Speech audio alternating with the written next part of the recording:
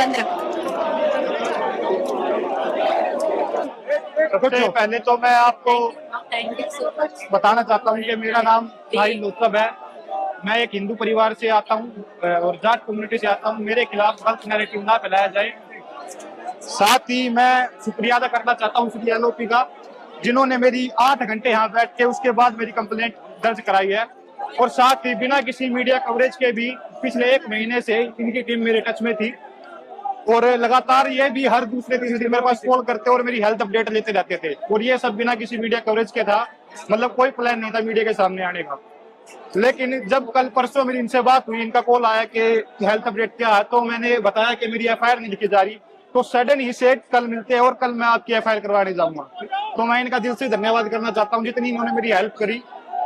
और मैं साथ ही भारतीय जनता का धन्यवाद करना चाहता हूँ। जब मैं बेड पे था उन्होंने मेरे लिए इतनी दुआएं करी कि मैं आज उनके सामने 200 पैलेट्स होने के बाद भी मेरे शरीर में मैं उनके सामने सीधा खड़ा हूँ। और उनकी दुआ के साथ मैं ये भी कहना चाहता हूँ कि मेरी आंख ही बहुत जल्द आ जाए। मैं भगवान से ऐसी प्रार्थना करूंगा और उनकी दुआ बहुत काम आएगी।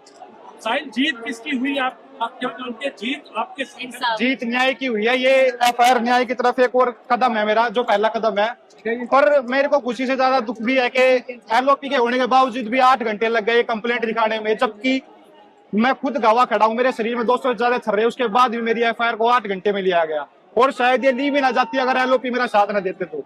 14 अगस्त से मैं एफआईआर के लिए घूम रहा हूँ ठीक होने के बावजूद भी, लेकिन 7 से 8 दिन के बाद मेरी एफआईआर ली गई है। उम्मीद थी आपकी एफआईआर रजिस्टर्ड होगी जब ये कल बात हुई और आप यहाँ आए, आज जो पुलिस ये कहा उसके बाद? नहीं, मेरे को विश्वास था जी एलओपी आगे तो कंप्लेंट तो होनी है। ये विश्वास भारत के हर छात्र को मैं यही कहना चाहता हूँ कि आपको विश्वास रखना, आपकी आवाज को कोई नहीं दबा सकता जब तक ऐसे जननायक भारत में है।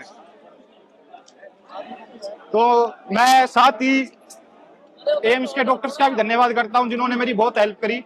अपने जब मैं उनके पास जाता तो मैं आपके साथ अपना पर्सनल जो एक्सपीरियंस शेयर भी करता हूं कि जब भी मैं उनके पास जाता तो वो कहते कि we are proud of you, जिससे सुन के मेरा हौसला और बढ़ता। तो मैं उनका भी धन्यवाद करता हूँ। बस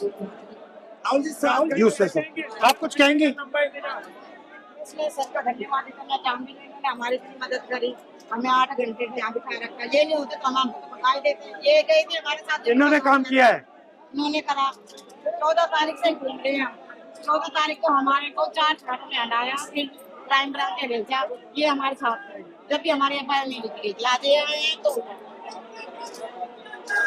थैंक यू वेरी मच। आप सब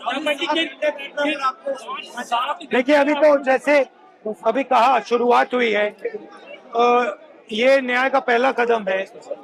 केस लॉन्च हुआ है। देखिए, कितने दिन हो गए टोटल जब से आपको ये गोली लगी? 20 जुलाई को आज 1 महीना हो गया। 1 महीना हो गया।